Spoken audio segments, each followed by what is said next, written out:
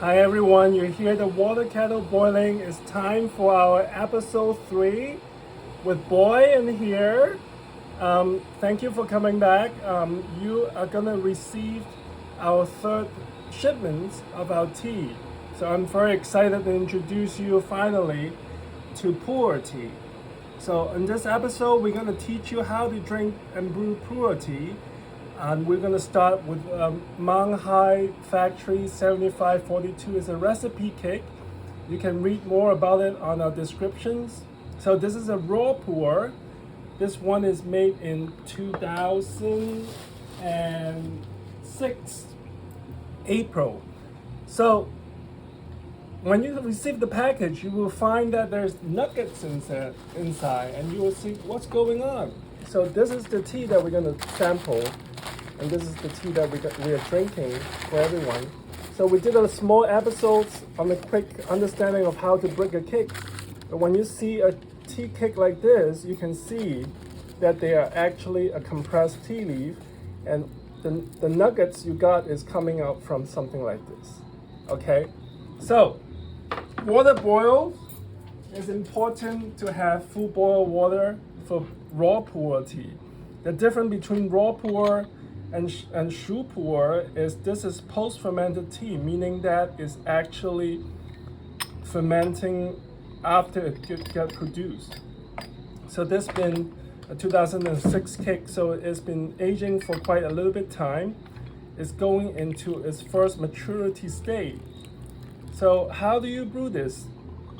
You guys already had the experience of brewing the anshi tekunin, the light version and the roast versions. So what we always want to do is to heat up all our vessel as so. We put the tea in. This is around 7 grams of tea inside. And it's okay to have the nuggets inside fully, and you can put some loose leaf into it.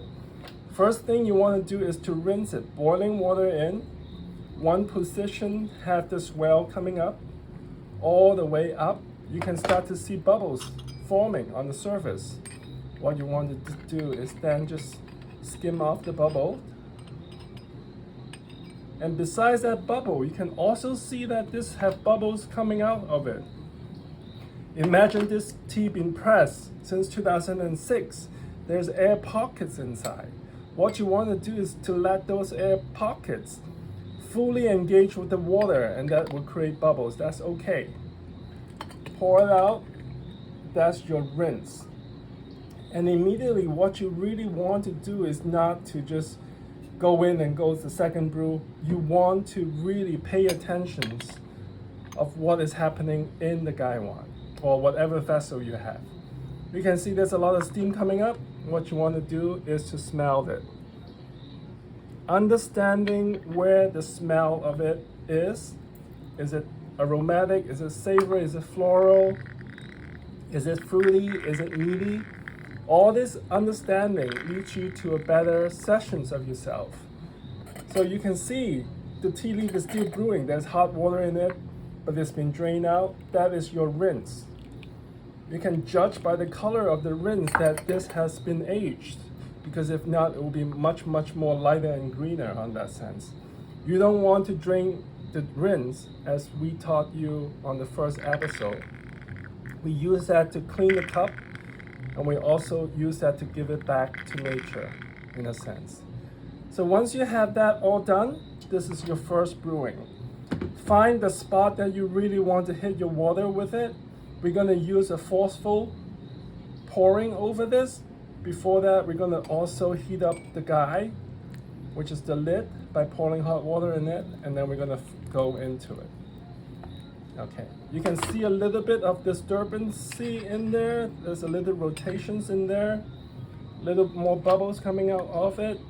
You can just rinse that off. Now just close the lid. This motions will actually help you get the bubble out. And once it's all fully covered, you can pour it out a little bit so you don't burn yourself with your finger. Okay. So this will be your first brew. The first brew is always the aromatic. You can see the color of the tea is getting deeper at this point. What we are looking for in all teas when we're drinking it is the clarity of the tea. You can feel that the tea is alive.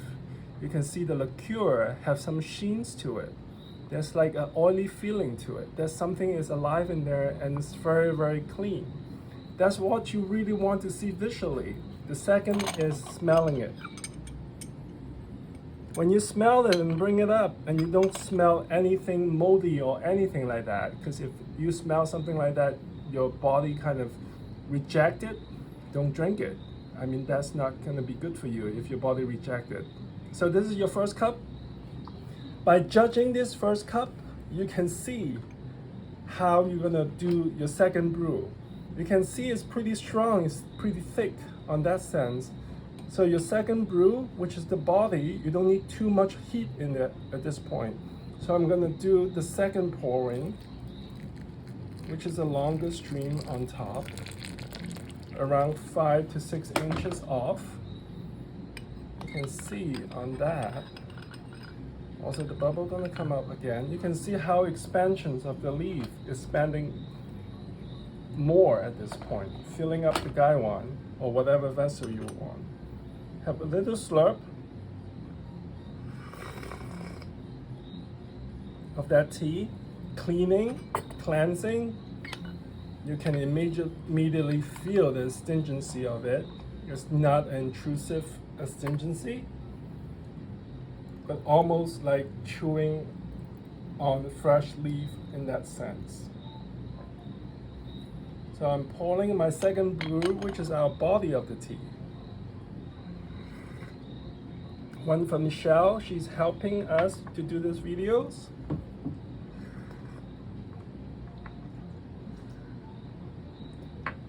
On the second brew, you can see the color of this tea became a little bit even more thicker.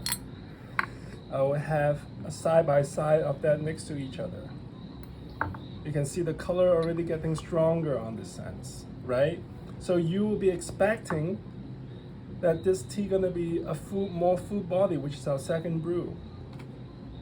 So we don't need to worry about if we brew the tea wrong in the first place. We only need to worry about how we're going to improve it on your next brewing of the tea.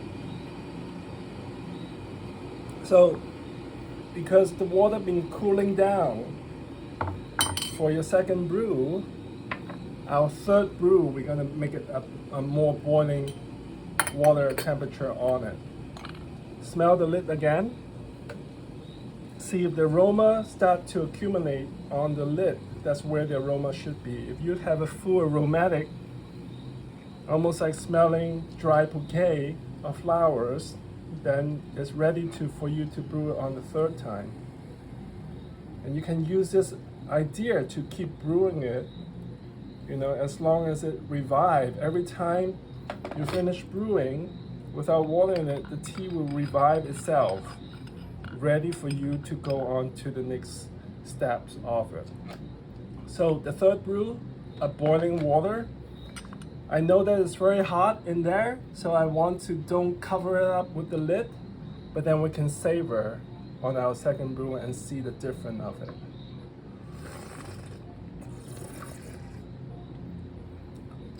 You can comment on the section down there for about how do you feel on each brew. Does it make a difference? How is it rounding up? Is it balanced? All that thing is important for you to learn about the tea leaf. So my second brew is still not so strong, which is good for everybody's palate per se, but I'm gonna push my third brew into what I usually accustomed to. It's almost an addiction when you're doing this kind of thing because you're paying so much attention to it. It clears your mind. It helps you to focus. And I'm gonna pour out, you can see the color changes in the third brew. It's so much more prominent in that sense. You can see the color of that going on. It's have a much more reddish hue to it. And I'm gonna show you this brew on the third. This is the marriage when the aromatic marry with the body. We also want to let that heat come out by taking off the lid. You can see the steam going on. This is your third brew. So in front of you, you have your first, your second, and your third. You see how big difference on the third because we're going into the energy of the tea. Okay, from there on, you can adjust yourself. You don't need to brew this so hard that you can't drink it, but you can try. Of course, you can try. So this been aging nicely. This is a dry, natural storage. This is not traditional Hong Kong storage or wet storage at all. It's a new thing about the storage. We will talk about it on our other episodes later on. So hopefully you enjoy. This is our first step into raw pu'er. This is a 2006 raw Menghai Dai 7542. Hope you enjoyed it, and I cannot wait to share more about this kind of aged pu'er. Thank you very much.